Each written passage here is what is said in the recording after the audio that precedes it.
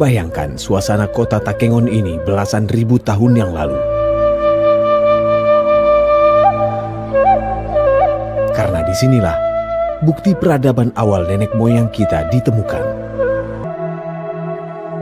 Etnis Gayo, salah satu etnis yang menempati wilayah dataran tinggi di Provinsi Aceh.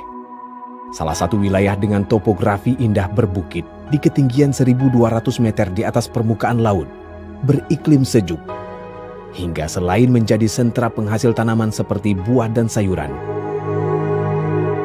juga menjadi salah satu daerah penghasil kopi Arabica terbaik di Indonesia, yang bijinya menjadi pilihan bagi retail kopi terkenal dunia. Bahasa Gayo adalah bahasa yang dipakai sebagai bahasa sehari-hari oleh suku Gayo. Bahasa Gayo termasuk kelompok bahasa yang disebut Northwest Sumatra, Barrier Islands, dari rumpun bahasa Austronesia yang juga mempengaruhi beberapa daerah lain, khususnya di Sumatera. Pada tahun 2010, Balai Arkeologi yang berkantor di Sumatera Utara mulai melakukan ekskavasi terhadap gua yang dalam masyarakat setempat disebut loyang. Hasilnya, diperoleh sebuah penemuan yang kelak dapat menjelaskan tentang asal-usul masyarakat Gayo. Para arkeolog yang menemukan peninggalan di loyang ujung karang ini dapat memastikan bahwa kondisi tulang berulang ini berada dalam kondisi intak atau tidak berubah posisi sebagaimana peletakannya pada masa lampau tersebut.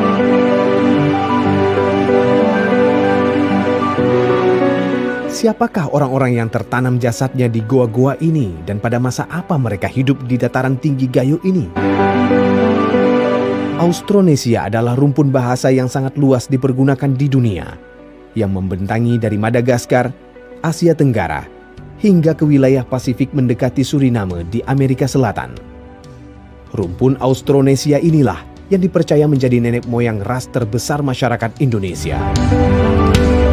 Lalu, pertanyaan besarnya, bagaimana para arkeolog dapat mengukur usia dari tulang berulang manusia yang ditemukan di situs-situs ini? Pada dasarnya, kesamaan pada kelompok masyarakat yang menempati tanah Gayo ini membuat peralatan dalam mendukung kebutuhannya, seperti alat untuk memotong dan berburu. Mereka memanfaatkan barang yang ditemukan di lingkungan sekitar, seperti kayu, batu, dan juga sisa tulang binatang maupun cangkang. Selain mengenal peralatan, mereka juga telah mengenal api untuk mengolah bahan makanan dan memperkuat fungsi peralatannya. Hasil perburuan tersebut mereka olah dengan memanggangnya pada bara api. Perubahan terjadi pada 7.000 tahun berikutnya setelah kelompok pertama datang.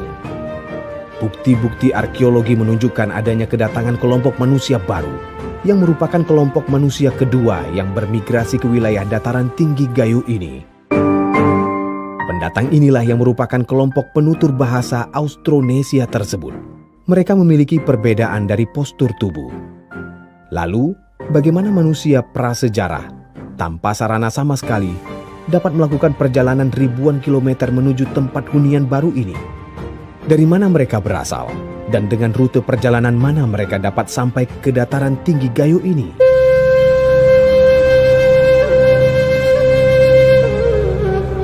Dari pesisir hingga melakukan ekspedisi yang sangat berat menuju dataran tinggi yang diselimuti gunung dan bukit. Dipercaya masyarakat prasejarah ini menggunakan dua jalur. Pertama, melalui Muara Krung atau Sungai Pesangan. Krung Pesangan adalah sungai yang berhulu ke Danau Lut Tawar. Sehingga secara terminologi muncul istilah Pegayun yang bermakna mata air yang jernih, merujuk pada kata Gayo itu sendiri. Namun bila merujuk mengenai asal mula nama sebuah tempat, maka akan muncul beberapa pendapat lain. Biasanya adalah informasi yang dipercaya turun-temurun, ataupun hanya berasal dari legenda dan dongeng-dongeng yang ditafsir menjadi fakta oleh siapa yang mendengar dan menyenanginya. Kedua, melalui jalur sungai Jambu Aye. Namun jalur sungai ini dipercaya muncul pada periode peradaban lebih baru, yakni sekitar tahun 300 sebelum Masehi. Pada masa migrasi terjadi akibat adanya pergesekan agresi kelompok Melayu muda dari Kincir dan Kamboja.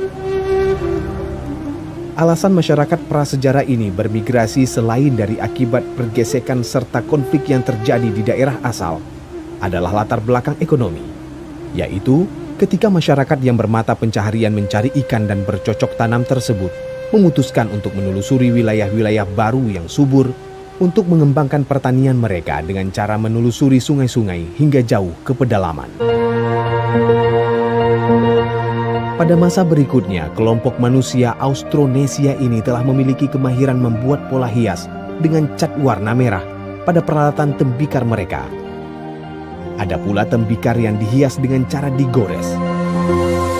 Tembikar merupakan salah satu wadah yang digunakan sebagai tempat air, makanan, dan juga untuk kebutuhan religi. Semakin berkembangnya sebuah peradaban, maka dengan sendirinya terjadi pergeseran makna dari yang bersifat fungsional, perubahan peran menjadi kebutuhan estetika. Salah satu kelebihan lain dari kelompok kedua ini adalah mereka mulai menyadari pentingnya hiasan tubuh.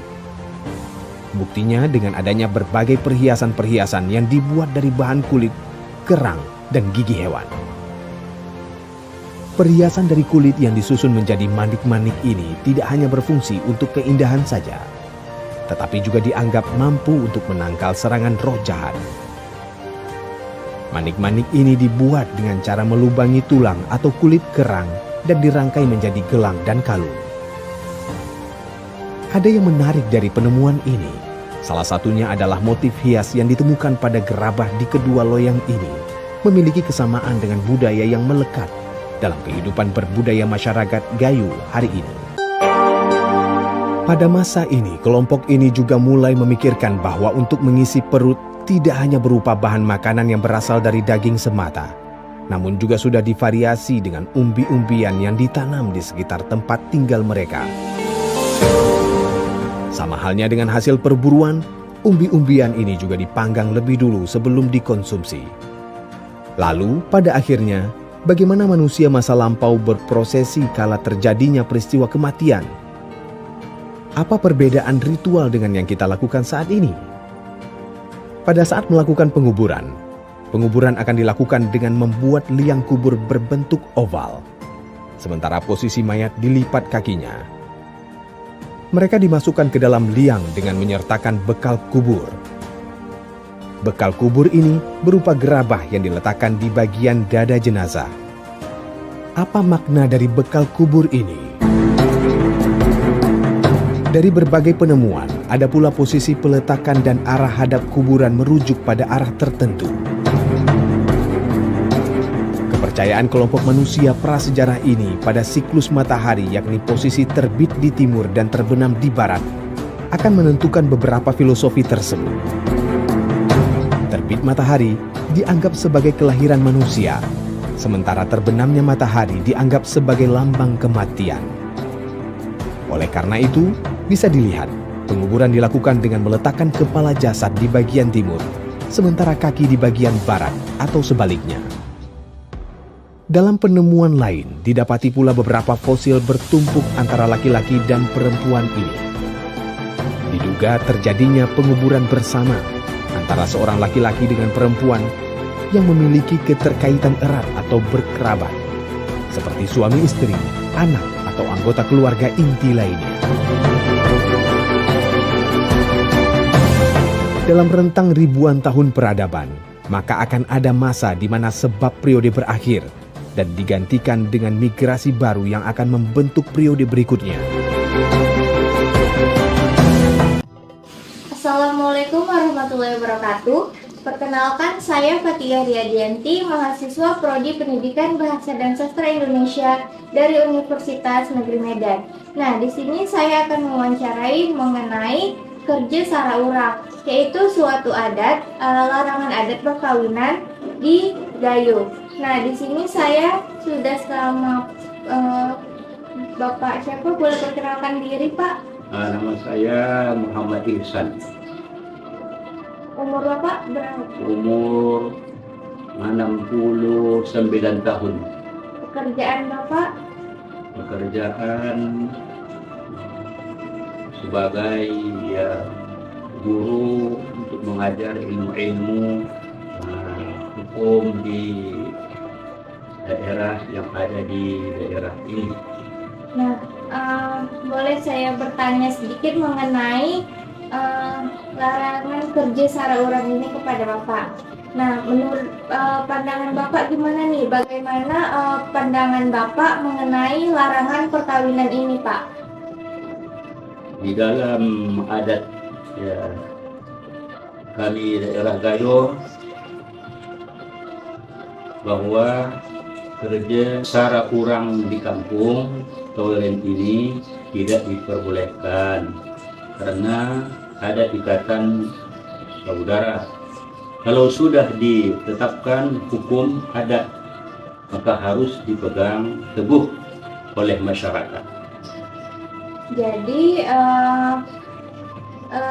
intinya larangan perkawinan ini tidak boleh karena masih ada ikatan saudara gitu ya, Pak? Iya, betul. Nah, kok mengapa di kampung ini tuh masih ditetapkannya larangan adat perkawinan itu? Larangan kerja secara urang ini adalah merupakan amanah daripada nenek moyang kami yang harus diterapkan sampai ke anak cucu kami. Jangan sampai ini hilang karena sudah ditetapkan adat ini di masyarakat kami di sini. Oh, jadi karena itu adalah turunan dari nenek moyang supaya anak cucu itu juga menerapkannya nantinya dan juga karena masih ada ikatan saudara tadi ya, Pak, dan harus ditetapkan supaya hal-hal yang tidak kita inginkan itu supaya tidak terjadi di kampung ini gitu, Pak. Benar, begitulah dibuat oleh nenek moyang kami untuk ya, sebagai adat yang sangat penting sekali dipegang teguh sampai ke anak cucu kami nanti. Nah, pertanyaan selanjutnya nih, Pak, kalau terjadi hukuman adat tersebut di kampung ini, nah apa tindakan masyarakat terhadap larangan tersebut? Atau ada hukuman nggak bagi orang-orang yang melarang hukum adat tersebut? Pelaku harus memenuhi dan harus dia menjalankan adat yang telah ditetapkan di kampung tersebut. Hukuman diantaranya yaitu seperti jerat naru dan parak yang harus diberikan hukuman kepada masyarakat yang tidak menjalankan adat tersebut. Jadi ada hukumannya bagi orang-orang yang melarang hukuman adat larangan perkawinan tersebut ya, Pak, seperti jerat naru tadi dan para itu ya, Pak. Hukuman bagi orang yang melanggar adat tersebut, kami sudah ditetapkan dari nenek moyang kami, itulah hukuman yang harus diberikan kepada masyarakat yang melanggar daripada adat tersebut. Baik, Pak. Nah, pertanyaan selanjutnya nih, Pak, apa saja dampak-dampak yang akan terjadi apabila seseorang itu melanggar peraturan larangan perkawinan itu? Nah, dampak yang diberikan oleh adat di masyarakat kami bagi orang yang melanggar daripada adat tersebut, dampaknya adalah dia diberikan hukuman parak. Kemudian apabila dia tidak memenuhi persyaratan yang sudah ditetapkan, maka dia beri hukuman jerat naru, yaitu dia harus dikeluarkan dari kampung di mana dia tinggal. Apabila dia kembali kepada kampung tersebut, maka ia harus mendapatkan konsekuensi. Kalau tidak dibenarkan. Jadi dampaknya itu dia mendapatkan parak, lalu jika dia melanggar dia dapat hukuman Jar Nahwi itu diasingkan selama-lamanya dari kampung, dan apabila dia kembali ke kampung ini lagi, maka pasti ada konsekuensi yang harus ditanggung oleh dia, oleh si pelanggar itu. Ya benar, memang itu ada di daerah kami. Baik. Nah, sejauh ini Pak, apakah ada yang melanggar hukum adat tersebut di daerah ini? Ada, ya, saya ingatan kami yaitu tiga orang terjadi pada waktu itu pun sudah sangat lama sekali, ya saya sendiri pun sudah lupa. Kemudian pada akhir-akhir ini seterusnya ya sudah masyarakat memenuhi yaitu ya dan mematuhi adat yang sudah kami tetapkan di sini. Berarti emang ada yang melanggar, tetapi udah sangat lama, dan sekarang masyarakat sudah mematuhinya. Benar sekali. Baik, mungkin itu saja Pak pertanyaan dari saya. Terima kasih sudah mau diwawancarai Pak. Mungkin itu saja. Apabila saya terdapat kesalahan dalam pengucapan maupun perbuatan, saya minta maaf. Mungkin segitu saja wawancara hari ini. Wassalamualaikum warahmatullahi wabarakatuh.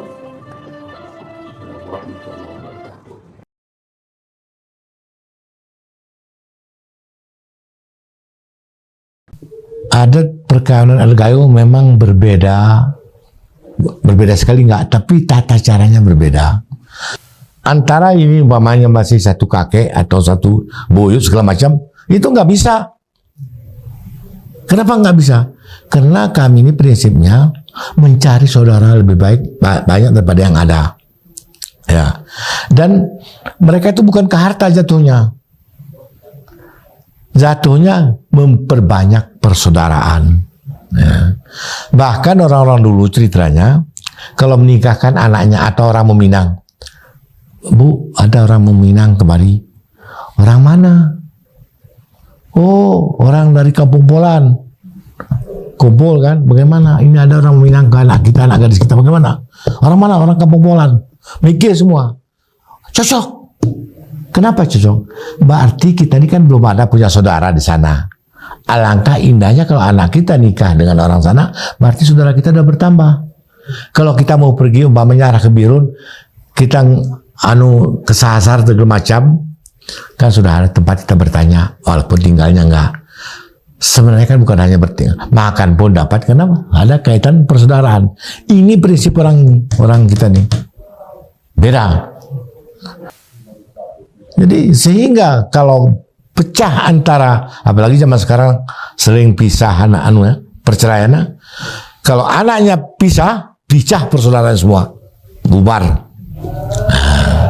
Itu yang dianukan di sini, yang yang diperhitungkan orang tuh, andanya anak kita nikah dengan saudara kita, anak saudara kita. Kalau anak kita ya mana tahu kan bercerai segala macam, berarti kita udah pisah, kita juga orang saudara. Ini yang dihindari. Nah, itu prinsipnya. Jadi kalau andanya anak-anak bertanya, boleh terkacil udah jauh, mungkin sekitar berapa keturunan tuh, itu baru. Nah ini prinsipnya. Jadi kita sebenarnya menginginkan banyak persaudaraan, bukan karena harta takut diadukan kepada orang lain. Apabila seseorang yang mau nikah ada kaitan famili, jangan famili. Kalau di Batak, orang Batak kan marga. Kita punya marga di sini, punya marga kita. Ya. Kalau ada marga itu, satu marga itu denda. Pertama diusir di kampung, tapi itu juga lihat ke anunya, dendanya macam-macam ya. Yang kedua, memang diusir artinya pindah kampung. Ada juga itu denda. Jadi oleh karena itu di sini harus berhati-hati, ekstra hati-hati ya. Jadi makanya di sini sebenarnya agak berat nikah orang. Karena kalau orang sekarang ini, maaf, seperti kalian mungkin udah nikah ya, atau mungkin belum, itu biasanya kalau udah cocok, siapapun nggak masalah, udah cocok, udah ngerti, terkecil agama ya, Nah, nih kalau kita nih tetap itu jaga, jangan sampai berbenturan, karena sering terjadi yang begitu. Seorang anak yang bandel nikah dengan saudaranya, itu biasanya itu keluarga yang besar tuh bubar, karena khawatir dia tuh kalau terjadi antara yang dua ini ribut, mau mihak kemana kita? Si lakinya terus perempuannya kan susah, akhirnya bubar tuh. Jadilah karena itu di sini ada ketentuan-ketentuan seperti dikatakan tadi. Kalau di Padang, saya tahu apakah di Padang termasuk di tempat Anda, karena di Padang juga kalau nggak salah saya ada yang madah ibu, ada yang bukan. Artinya begini, orang perempuan meminang laki, ada, betul kan?